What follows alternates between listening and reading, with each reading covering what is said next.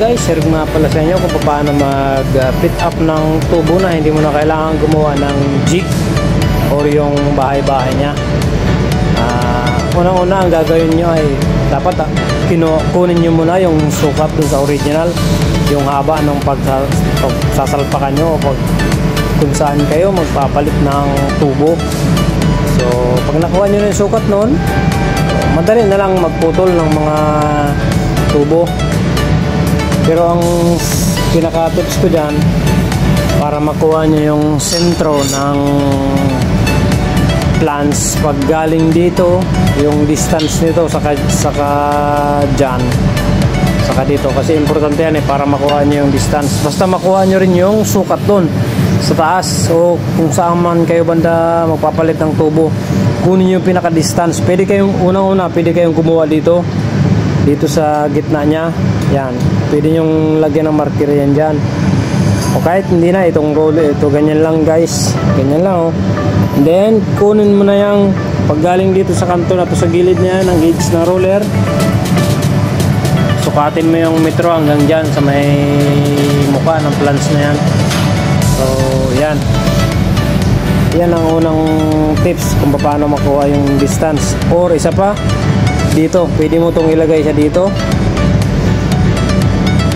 Ito tips ko lang to sa inyo para at least hindi na kayo mahirapan maggawa or ng bahay niya or jigs.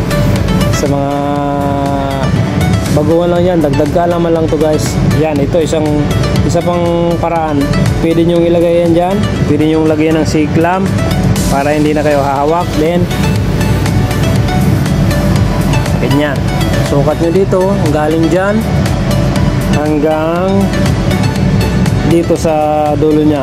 So yan ang paraan para makuha mo yung distance na eksakto nya na haba. So ganun lang. Then pag nakuha nyo na yung haba nyan, madali na lang magputol. Madali na lang magputol yan guys, kasi mayroon na kayong distance, mayroon ka ng sukat na dito galing hanggang dyan, or dito kayo kukuha hanggang dito. So pag nakuha nyo na yan, putol na lang. Then kaya ako ginawa ko kasi muna, pinulweld ko na tong isang side na to, pinulweld ko na yan para mamaya ito na lang ang ipapulweld ko. Yan na lang isang side naman na yan. So tapos para para makuha nyo rin guys yung sentro nitong bolt na to, gagamitin lang natin yan ng level. Yan, yan ang ginawa ko na yan, yan. Kung titingnan nyo yan, naka-level na yan siya guys. Yan, naka-level na yan. Ibig sabihin yung plants na yan, sentro na yan. Ganyan lang ginagawa ko lang. Lagyan nyo lang ng bolt, or kung wala kayong saktong-sakto dyan pwede kayong maglagay 24, then lagyan mo ng nut para hindi gagalaw, para sigurado. So yan na ang level nyan. Ganon din dito sa kabila, nilagyan ko lang din ng level. Nilagyan ko lang din ng level yan guys. So sigurado na yan, wala nang kawala yan. Tapos dapat ito i-level nyo rin yan siya para sigurado ka rin niya hindi tabingi. I-level nyo rin yan hanggang doon sa kabila, sa dulo. So yan lang tips ko kung paano mag-fit up ng tubo. Basta kunin nyo lang yung gitna tubo or sa gilid, tapos sa dulo nyan.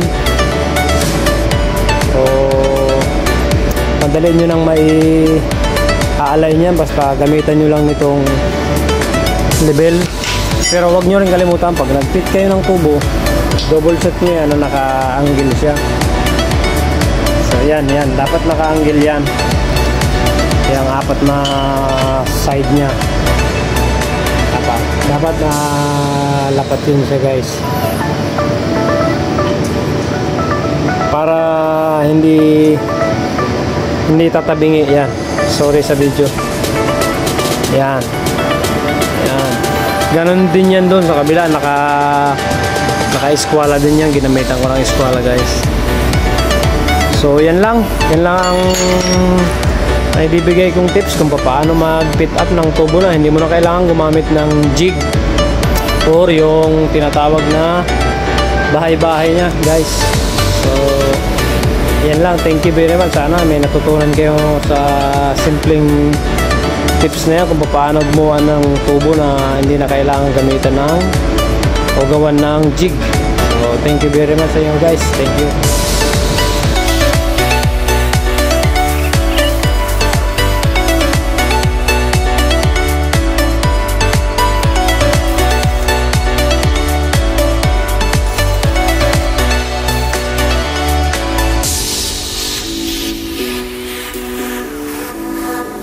The next day.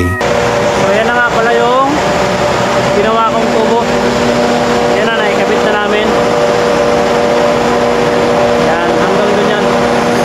Bali, gagawa ko pa yung karoktong niya kasi pinutong ko yan, guys. Kasi mahirap pag buo, mahirap ipasok. So yan. Yan yung kukunan ko ngayon ng sukat. Tapos gagawa ko na naman ng karoktong siya. So let's go, guys. 2 hours later. So ayan na nga pala, guys, yung karoktong nung tubo dun sa taas, yung in-install namin. Kasi ito na yung karoktong na pinutol ko kasi yung tubo dahil masyado mahaba kaya pinagdalawa ko. So ito yung level niya. Yan. Bali, ito nga palang side na to na isa, naka full weld na yan. Pinal weld ko na yan, guys, para dito na lang ako sa kabila mag-a-align mamaya kasi para mas makuha yung pinaka-eksakto. So ayan, naka level na rin yan. Naka-level na rin yan. Kaya yung distance niyan dun sa taas nakuha ko na yan. Yan na yung final niya na sukat. So i-spot ko na lang yan pagtapos spot ng apat na side. Full weld na yan, guys. So tara, let's go.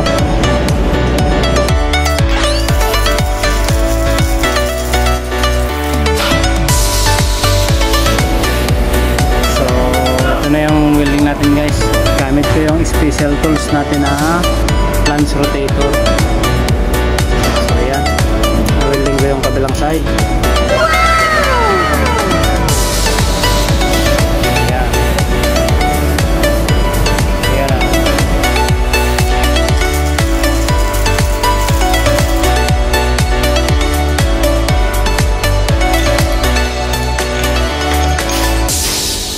Five minutes later.